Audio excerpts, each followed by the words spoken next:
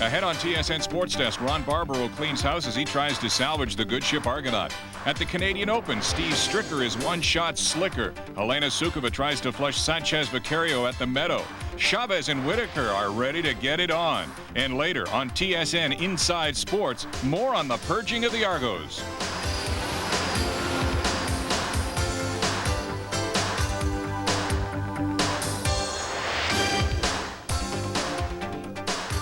Hi, everybody. I'm Jim Van Horn. Hoo-ha. It is Friday when Ron Barbaro was named president of the Toronto Argos the day before yesterday.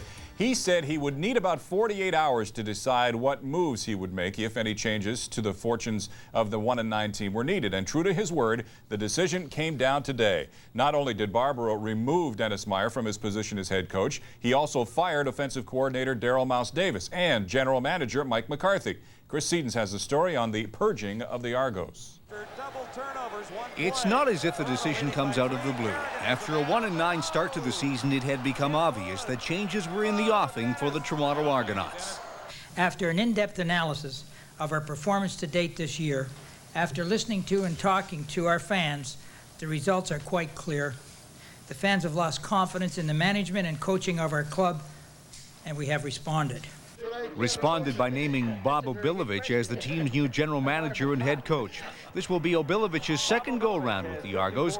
In 8 years as head coach from 1982 to 89, Obilovich guided the Boatmen to 3 division titles. And in 1983, the team's first Grey Cup championship in 31 years. I think what it all boiled down to was when the team was going to make their changes, including bringing Mr. Barbaro aboard. And then it was a matter then of us just all getting coordinated as to what's the right thing. And I think the ownership and Ron, they got together and this was all then decided that I was the guy to come in here and try and make it a better situation. Well, the mood was up at Friday's Skydome News Conference. It was a much more somber scene back at the Argos office at Exhibition Stadium. It's an understatement to say that you're hurting because of the fact that I wasn't able to accomplish the things that I wanted to for the Toronto Argonaut organization. You know, I've worked here for 12 years. They've been great to me for those 12 years, and I really wanted to do well for them, but unfortunately that didn't work out.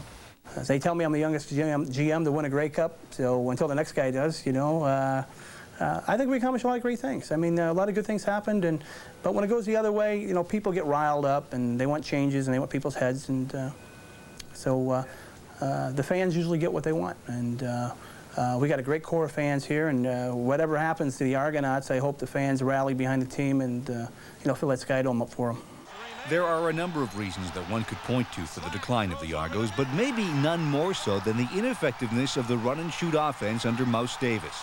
The hope is that under Obilovich, this also marks a new beginning for quarterback Tracy Ham. Not only me, but for the whole team, because no one has job security when you get a new system in, and so we all have to be aware that we have to go out and perform at a high level, or we may be replaced. I'm excited about being united with him as his coach.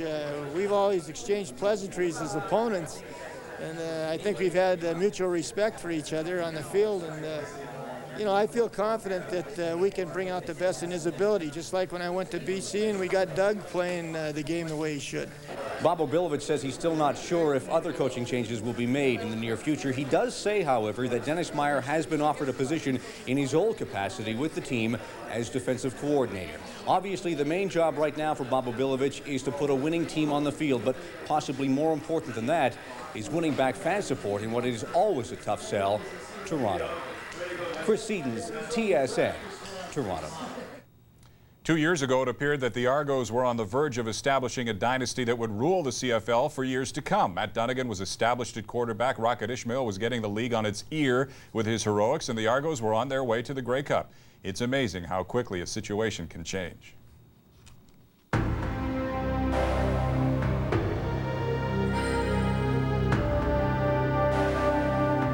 Everything was right with the Argos.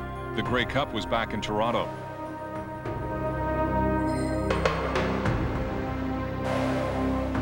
First sign of trouble, a clash of egos. One of the most gutsy performers of the Grey Cup, Matt Dunnigan, is let go and signed by Winnipeg. The revolving door of quarterbacks started the 1992 season. Ricky Foggy, Blair Keel, John Conjemi, and Mike Carrigan. None of them could get the job done on a regular basis, and the team was struggling because of it.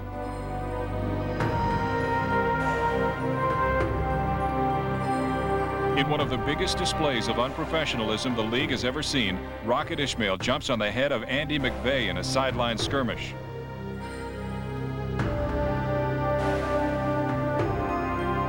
In an attempt to shake up the team, management fires former Coach of the Year Adam Rita, much to the displeasure of several players. Dennis Meyer is named as his replacement.